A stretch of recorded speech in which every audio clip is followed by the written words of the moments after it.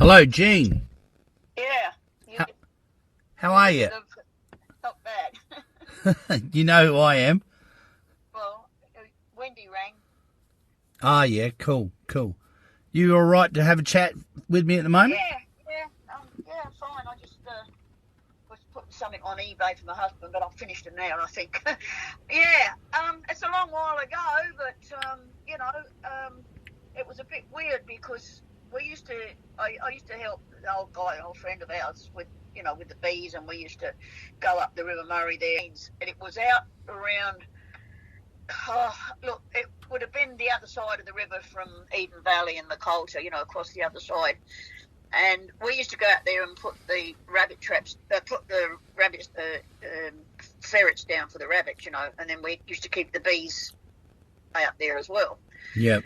And I'd go and stay at his place, and it used to frighten me because I come out from England, and it was a bit rough for me because when I used to go and stay there, and instead of having blankets, he used to chuck these great pile of skins over the bed. Yep. And it was really weird because they were mostly, fox and rabbit skins all joined together and that. Anyway, there's a couple of times we were up there, and when it started to get sort of like dusk, these animals used to come out and around there, and foxes and stuff. And there was this weird ones used to come out. There was two of them, and they were more like big cats than foxes, and they had square faces. And I said to him, "What the hell are they?" And he said, "That's what you're sleeping under, those stripy things." And he said they reckon they're Tasmanian.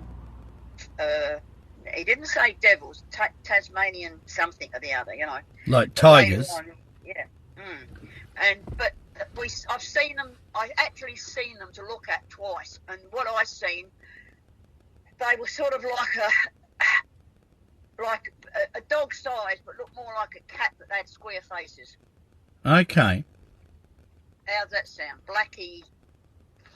Those were more like black and stripy things, black and goldy thing. Does that sound anything like your animals? Yeah, it does. The fact that you're mentioning it's more like a cat, though, is interesting. Why do you say that? Is it about its appearance or its behaviour? More like its behaviour. They sort of like skunk around instead of bowling in like the foxes used to. Yeah. So these were a little bit more stealth-like. Yeah, they sort of like that. See, at night there, it was funny. A lot of stuff had come around together. They never much come down on their own. You'd either get nothing or you'd get foxes and weird things. Used to come down. There was a massive carpet snake that used to come down there as well. And most of the things always used to sort of come out on dusk. We used to get out of there before that normally. But it was only twice I ever seen him, and it was only at McBean's, up what they called McBean Station. And so that's in the Eden Valley, is it, on the eastern side? It was based at Eden Valley, but we used to go across the river from there. We used to cross the river because they used to put a what they used to call a cross line out, to catch the Murray cods before the carp took over, and you were allowed to put in those days you could put a line across the corner of the river there. It wasn't too wide, and if you're only allowed to put it out, say, for 3 hours, and you could catch maybe 20 good cod across there, Yeah. So McBean Station was on the other side of the River Murray. It was on the other side of the river as far as I can remember, yeah. But it was definitely called McBean Station. Okay. But see, none of Roy's family would have known anything about it. They're all mostly dead and gone too, like the younger ones that are around now would have known nothing because they weren't interested in what he'd done or what, like he was an old man then. I mean, I'm 83 and he was probably about in his 80s then, Yeah, so it was a long time ago. It was back. Well, my daughter was in it. Wendy, she's closer to 60 than 50, and she was only in a pusher still, Yeah, okay. It would have been about 60 between. When I was going up there, would have been between sort of say. I used to go up there around between 62 and and 70, but not in the 70s. It got a little bit more tame up there then, Sure. Around about 60. When we're actually seen would have been, I would say, 65, 66. When you seen these animals? Yeah. And you saw him in But daylight or obviously- just on dusk, was it? On dusk, just before dusk. Yeah, just on dusk. But obviously, there must have been a lot of them, whatever they were, earlier, like years before, because he had those pelts there. There would have been 3 or 4 pelts made up into a big blanket, and at least 3 of them were the same. So And they all had stripes. They had stripes on them. Yeah. Did they have stripes? Those They animals? sure do, yeah. Oh, yeah. Yeah, they definitely had stripes on them, because that's why, I never took much notice, because, I didn't like the bloody things to scare the life out of me, but that's what I like to sleep under, Yeah. And when I asked him what they were, he said, oh, that's what you've been sleeping under. And I thought, oh, that's nice, great, And I said, what are they? They look like cats. I said, they seem more like cats. I say cats because their heads weren't pointy. They sort of had like a square head. Squarish, more like a box-headed thing than they never had a nice, neat face, you know what I mean? Like a fox has got a nice, pointy head, in it? But they weren't like foxes. They didn't look like a fox. And they're as big as a dog? About as big as a dog. Not a big dog, but... What, Labrador? Long and podgy. Okay. When you saw them, how long did you see them for? Well, they were there, like they'd come down. I don't know whether they were coming down to the water for water or what, but they sort of you'd get sort of like anything up to about a dozen animals come around, and once they started to come, you got out. You know what I mean? I just didn't like look at being there. This was on the edge of the river, was it? Yeah, and pretty close to. Well, not right on the river, but pretty close to the river. Yeah, not far from the river. Yeah. Okay. Yeah. I can't, look, honestly, it does get, I'd forgotten all about it, and I just happened one day mentioned to Wendy, I don't know what it was reading something about something, and I said to Wendy, I've seen a picture of something. I said, oh, they look like those cat things up at McBean's, and Wendy said, I don't think so. She said, they're Tasmanian tigers or Tasmanian devils or something. I was in Tasmania, I've been once, we went over for the Inter-Dominion. Right. When was that? 15 years ago, wouldn't it have been? Something like that, when they had the trotting Inter-Dominion in Tassie. Well, I wouldn't know, mate, but I'll take your word for it. You're not a trotting man. Nah. No. And I remember going into somewhere, there was a museum-y thing there, and I seen a picture. I said to Keith, that looks like those bloody things that I was telling you about up the river. But like I say, 60 years in my brain, don't take me for 100% exact on what they exactly look like, but I explained them to Wendy 20 years ago, and her brain's a bit better than mine, and she's pretty sure that what I told her, because she asked me, she said, oh, would you mind talking to a man about them, before? And yeah. And it never eventuated. I don't know why. Maybe COVID interfered or something. Yeah, probably. But the only thing that's... Well, they are. The thylacines are absolutely in the Adelaide Hills, without a doubt. I mean, I'm from Adelaide, and I've been... You say they're in the Adelaide Hills. Mm. Now, don't forget, we had to go through the Adelaide Hills to get down to the Mallee. Yeah. Yeah, they're in the Mallee, they're in the Adelaide Hills, they're in the Flinders Ranges, they're down the southeast, they're on the Nullarbor, they're in a lot of areas. Well, I would swear that I'd seen, now that you say that, it's funny, because I would swear that I seen this same animal in around, now, God, give me a minute, let me think. See, I used to be a bit rough in the end. I used to do a bit of rodeo riding and things like that, and I used to knock around with Johnny Cadell. I don't know if you've ever heard of him. No. Well, he was R.M. Williams's offside man. He was the. If you've seen the movie, he was in the. God, my brain's gone now. I've done all the promoting for it. It was about the it's all right. Anyway, it's an Australian bloody movie, and Johnny was the star in that. Now, Johnny was a tracker, black tracker, everything. Okay. He ended up in the police force and all that. Now, he took me out one day in the hills to have a look at some animals, a mother one with babies, and we sat for about 4 hours waiting for them to come out. Now, they were stripy things, and that was around... Oh, where would that have been? That was up way up in the hills, up in, you know, we used to go up the old Devil's Elbow and up the top of there. Up near Mount Lofty. Yeah. And he knew where there was some striped animals up there. He knew where those striped animals are. That's going back in the 50s, so. You can't remember where that was? Well, not exactly, but he took me up through Devil's Elbow. We went up through the Devil's Elbow and went straight, because it was only a dirt road up through that way there, up through the Devil's Elbow, and it was to the left, not to the right, not down to the seaside, like, you know, that's not to the where you could look down to the sea. It was up onto the left, but exactly where it was, I wouldn't have a clue. But I never ever thought of that again. So I never thought anything like that would be in Adelaide, you know, in the hills or anything. I didn't think they, you know, I thought they were rare outside of Tasmania. Well, that's the myth that was kind of perpetuated by lazy scientists, pretty much. They're quite common on the mainland, and I believe they always have been. But they're very elusive and they're very solitary, and they're no fool, and they get a fantastic sense of smell. Yeah, well, they must have been, like I say, for him to have had that blanket.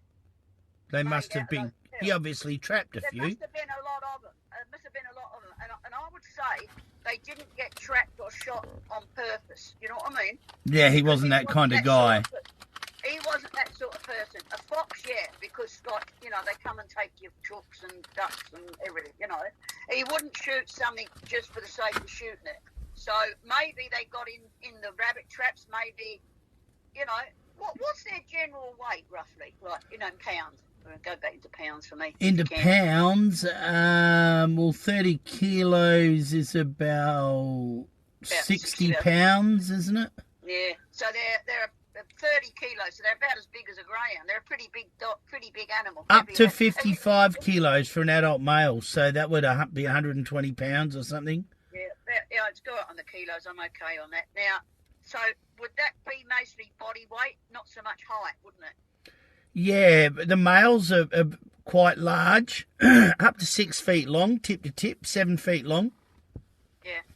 And yeah, it would be mainly bulk of muscle mass. Because these things didn't have really long legs. They weren't really long leg things. Not long legs like a... Well, what I was going to say before, when you said that it was cat-like and it had sort of like a squarish head, there's another animal that's meant to have become extinct thousands of years ago that also gets seen right across Australia, and that's a marsupial lion, which is, you know, something that's evolved to fill the role of a large cat. Yeah, that's interesting, because these definitely were box-headed. They weren't pointy-nosed, or they definitely didn't have a pointy nose. Yeah, well, thylacines have got a pointy nose. They're called a dog-like animal for that very reason. You know, they look like a dog. So it could be that you're actually seeing something else, even rarer. Maybe I've led you up the wall. Well, not up the wall. You've just seen something even more rarer than a thylacine. That's all. Well, they definitely had stripes. Like, they were definitely stripy, but they were sort of like gold and black, not white. It was not white. Well, I presume maybe over the years, I don't know how many years this pelts had been, you know, there, but they were sort of more like a goldy. Yeah, like a fawn colour.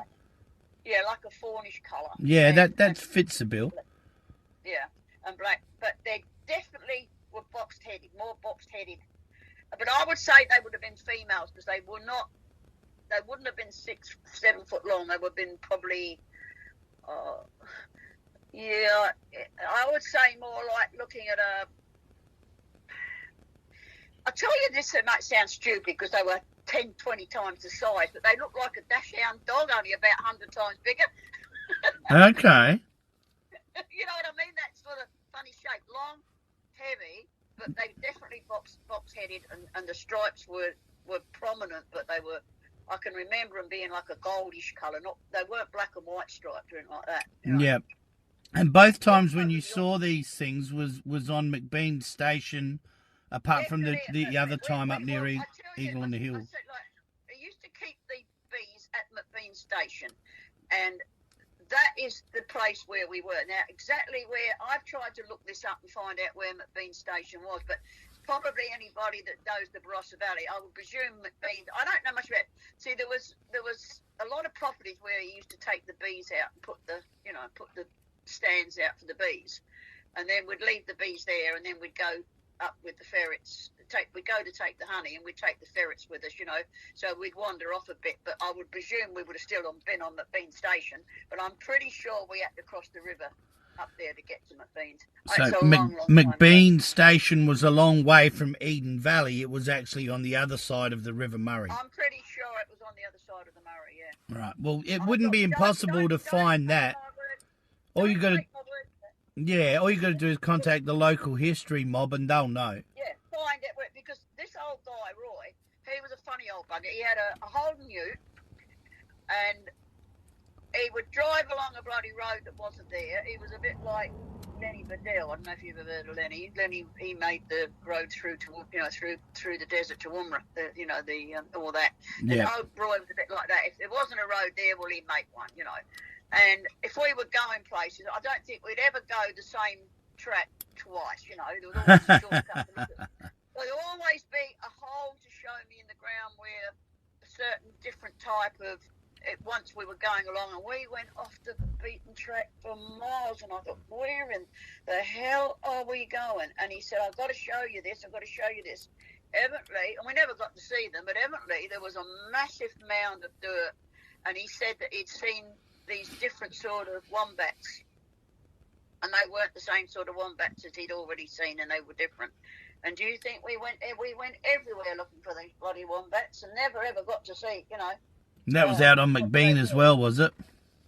He said they were numbats or something, that they were twice as big. And, but they were out there somewhere. And, well, I don't know where that was. That was between Eden Valley and McBean's. We were heading to McBean's, but we went on a detour. Now, he did these detours so often, I could never swear where we were. We could have been in Egypt for all I knew. He was always in and in those days, we never, the big roads was there was only one Port Wakefield Road. There's two now, and everything was different then. Yeah, sure.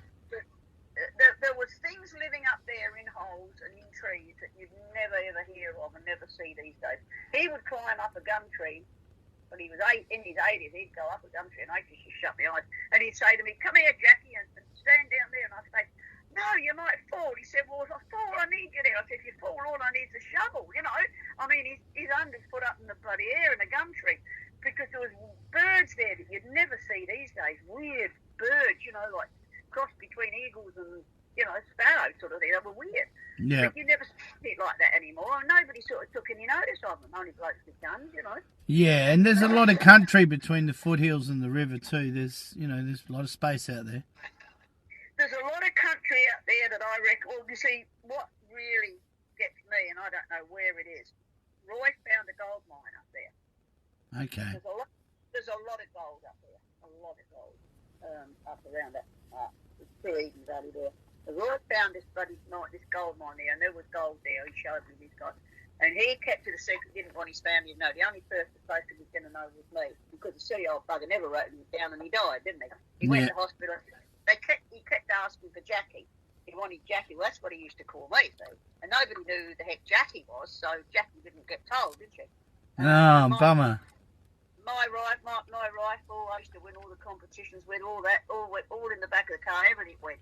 Yeah. All the knowledge and all his knowledge with it. And the silly old buggers don't write nothing down, Like these days, you can put it on your phone. If I'd been now, I'd have had 100 photos of them on the phone. Yeah.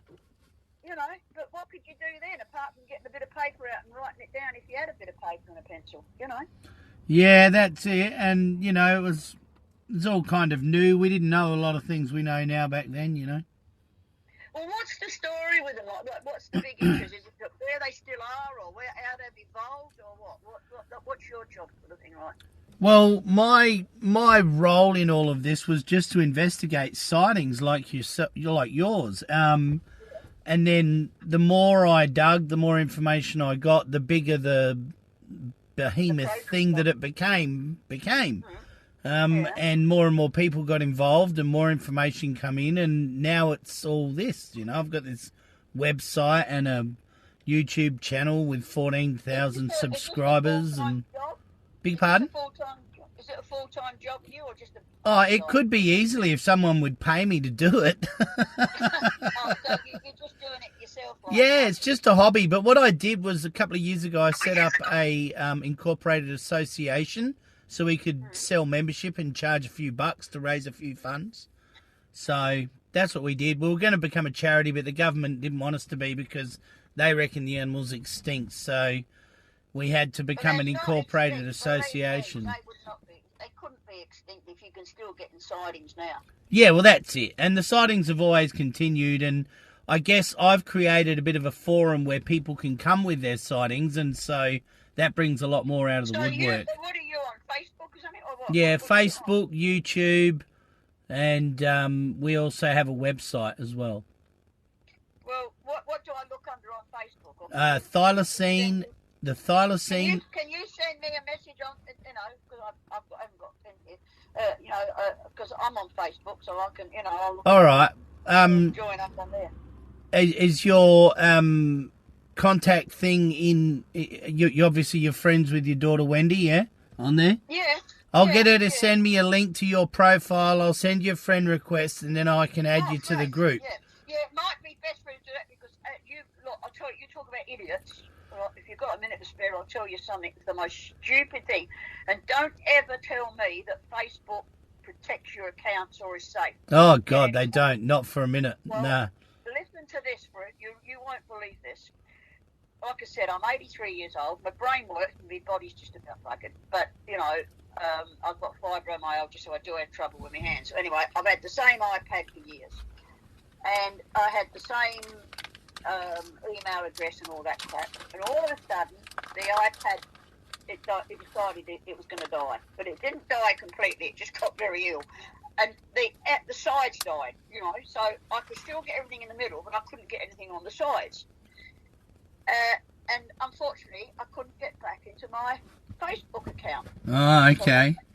So when I tried to do, I could still get it on there, but I couldn't do anything because the send and the this and that was all in the bit that was dead. Anyway, I went everywhere. I went to mechanics. I went to Telstra, whatever. There's nothing you can do. So Wendy bought me a new iPad when she come up.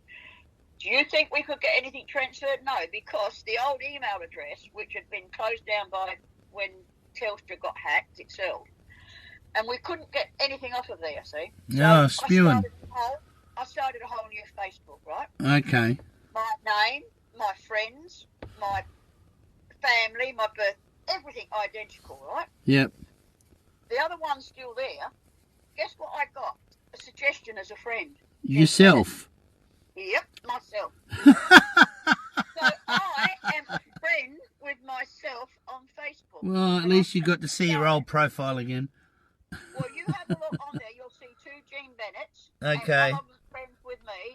The one that I use is the one that's got a little photo of my husband and I in a photo frame on a table. That's the one. But the funny thing is, I keep talking to myself because all my photos and everything in the other one, and we can't shift them over. Yeah, well, you can save them. If you're friends with yourself, you can have a look at your old profile and save all of the photos. I've got quite a few of them across.